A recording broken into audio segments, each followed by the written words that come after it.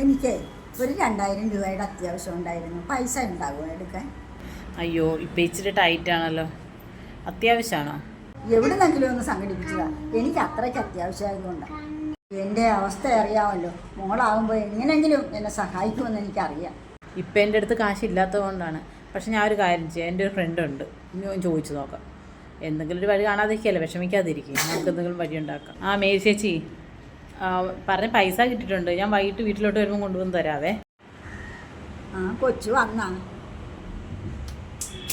വലിയ ഉപകാരം. ഞാൻ അടുത്ത ആഴ്ച തരാം. മേരി ചേച്ചി, ആ പൈസയ്ക്ക് ഞാൻ എത്ര പ്രാവശ്യം ചോദിച്ച്. ഇപ്പം 6 മാസം കഴിഞ്ഞില്ലേ, എന്താ കാശ് തരാത്ത? അത്യാവശ്യം ഉള്ളതുകൊണ്ടല്ലേ തിരിച്ചു ചോദിക്കുന്നത്.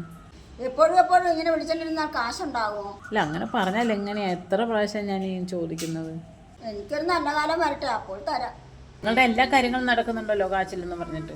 എന്നോട് വാങ്ങിച്ച പൈസ മാത്രം എന്താണ് തരാത്തത്? ഞാൻ കടം വാങ്ങിച്ചു കൂടെയല്ലേ തന്നത്. ഇത് വലിയ ശല്യമായല്ലോ.